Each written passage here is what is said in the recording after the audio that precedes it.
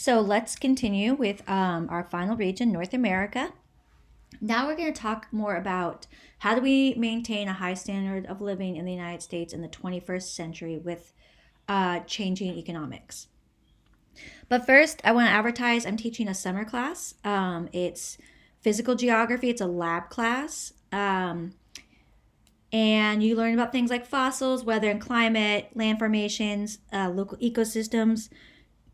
I'm changing it so it's all online because of COVID, but there's still some pretty cool stuff that we can do together. They're usually really small classes in the summer, so we probably would Zoom. But I don't know. I'm kind of reformatting it as we speak. But the last few times I've taught it, it's been super fun. You learn a lot, and it's summer class, so I'm not going to make it like crazy hard for anybody. I want you guys to learn the basics of physical geography. All right, so if you're interested, please sign up. I'd love to see any of you guys in any of my other classes. All right, back to the grind. No, let me do it. We have to get back to the grind. Okay, there we go. Yeah, I'm so great with technology. So back to week 2 of the course, we talked about this chapter in capitalism called Fordism. So this is after the Industrial Revolution has spread to the United States, and we have the automaker Henry Ford that's making mass consumption and mass production even more scientific, and he gets the assembly line going and really perfects the assembly line. Well, not perfects it, but makes big strides in the assembly line. But what he really does to change America is he doubled wages for workers, so the $5 workday.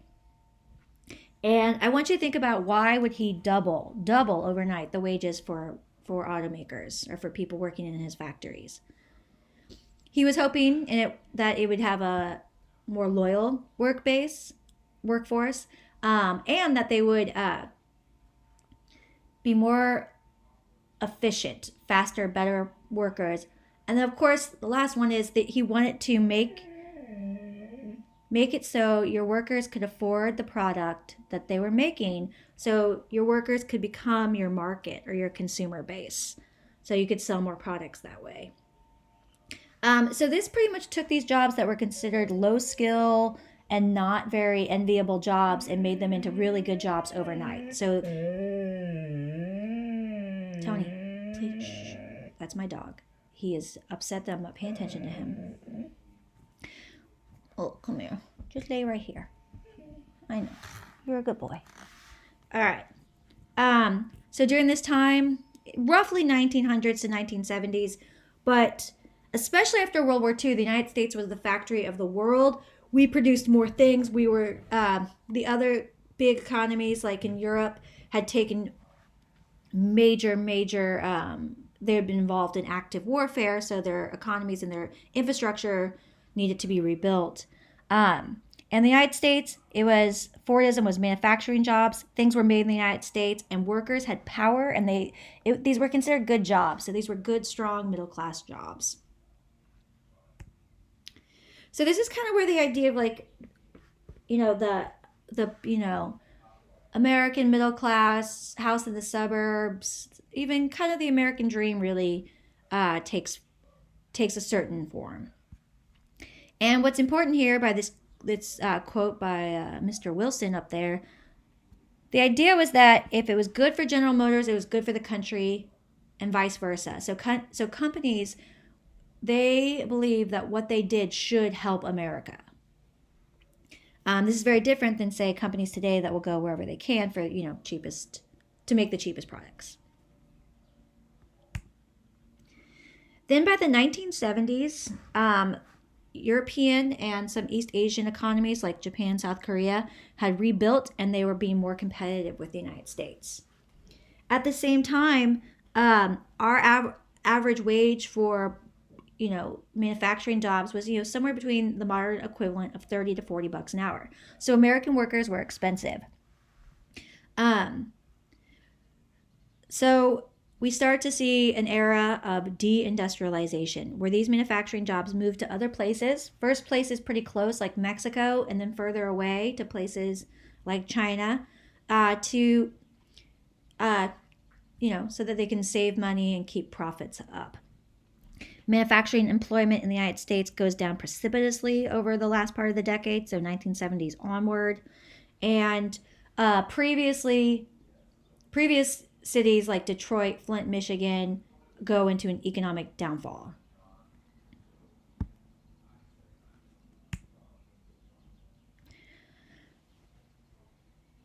So this leads us to this moment now where we're concerned. Without these high-paying manufacturing jobs, and let me go back, with 70 to 80% of Americans working in service jobs, how do we maintain a middle class if people are not making these big dollars anymore? Some are, but not a lot of us.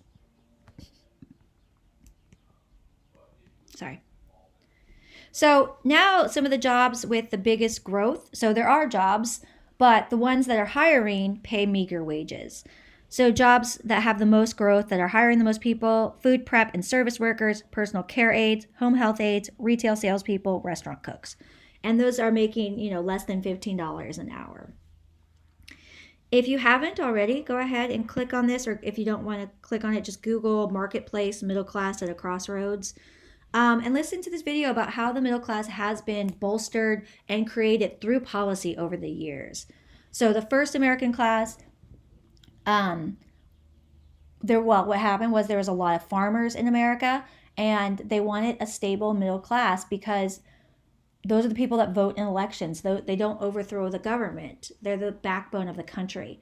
So they started primary school, free primary education, so that you could have an educated populace. And then they also started giving people their own land, so that you owned your land, so you were more stable, you were less likely to overthrow the government, etc.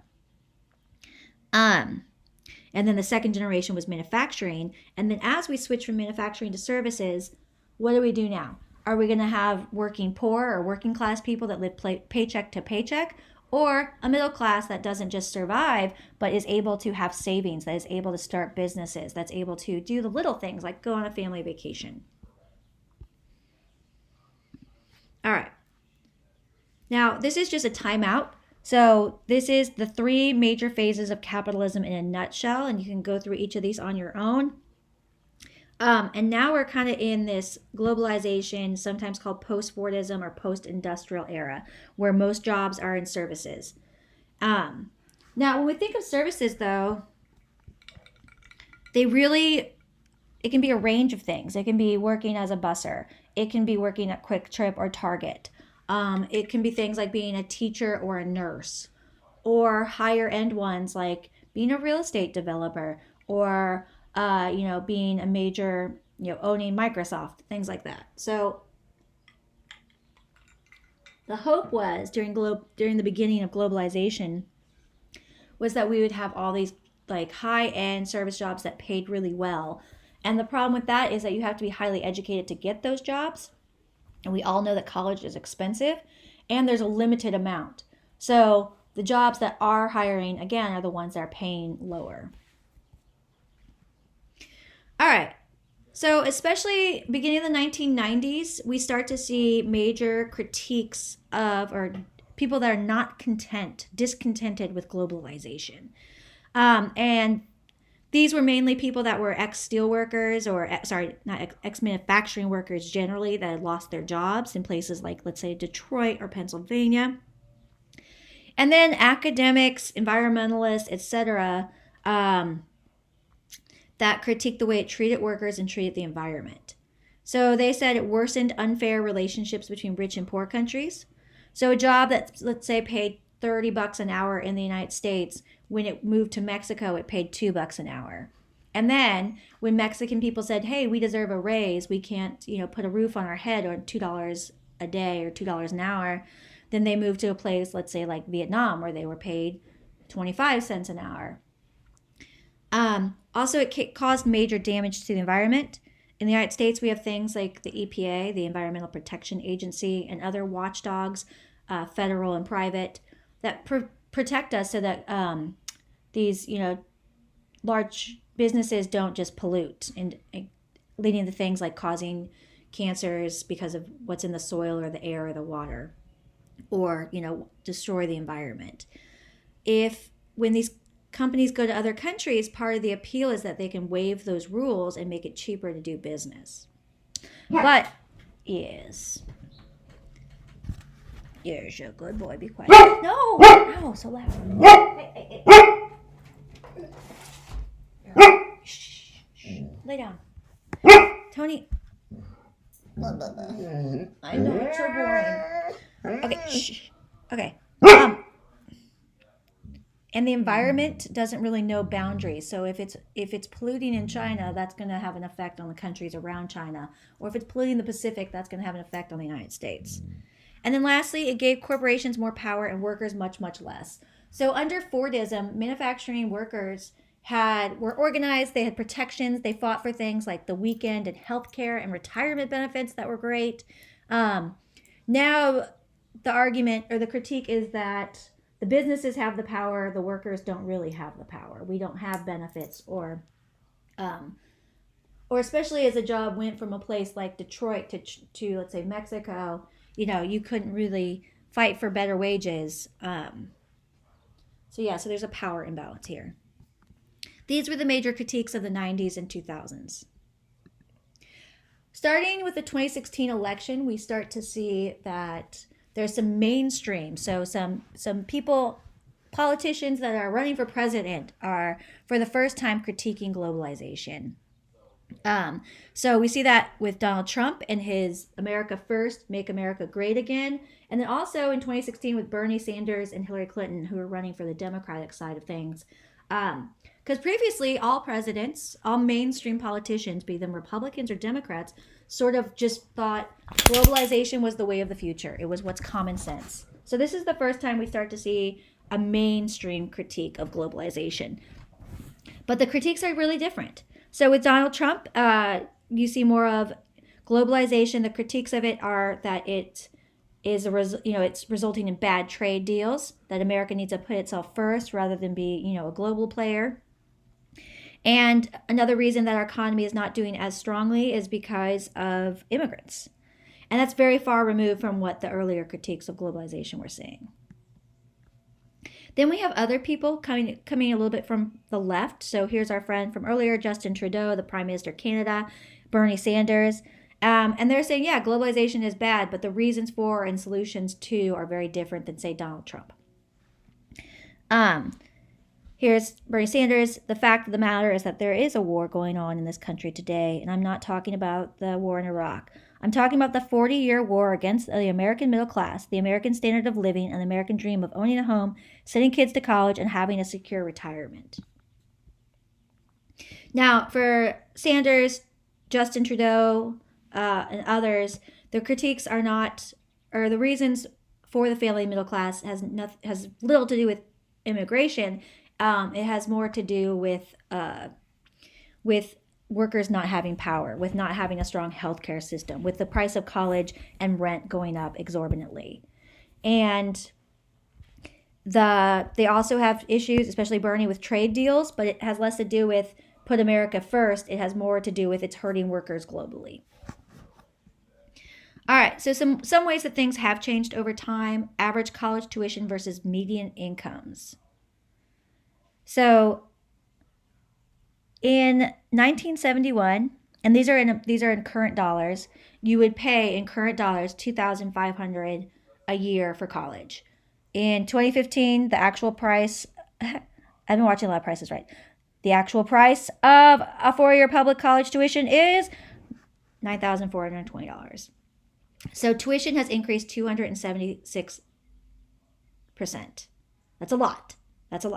I know you guys would prefer to pay less. And we're at a 2-year school, which is super smart for you guys. But and we'll see it, they've already slashed our budget this year. Even definitely community colleges tuitions have gone up a ton in since the 2008 financial crisis. All right, then it breaks it down by men and women. So this is median income for men and how much of your median income it would take to afford 1 year of school. So for men, their average median income is about $37,000 a year. And in 2015, 1/4 of your median income you'd have to use 1/4 of your income to go to college for a year. Now I'm going to switch over here to this one, 2-bedroom house. It says that you really shouldn't, so Rent should be about 30% of your income. So 30% of your income is being paid with rent if you don't live with your folks or have a sweet deal somewhere. And 25% is going to school. So that's a lot. That doesn't leave a lot to have a car, to not be in debt, or to pay off any debt that you have, to buy groceries, things like that. All right, so compare that to 1971, so pre-globalization, when we had a stronger safety net, things like that. Only about 7% of your income would go to 1 year of college. So college was much, much more affordable. So you got to ask what changed. For women, it's even more dire. Women's median income is quite a bit lower than men. It's $23,769, and 39% of women's median income would have to go to affording college, whereas it was only 20% in 1971. Now, wage you need to rent a 2-bedroom home. This is an average, but in Missouri and Kansas, you need to make about $15 an hour to rent a 2-bedroom home. A lot of jobs don't pay that on its own, so we have a lot of people in America that are working 2 or 3 jobs. Some states it's much higher, like Florida, California, Washington, New York. Washington, D.C. is crazy high at 33, Illinois at 20.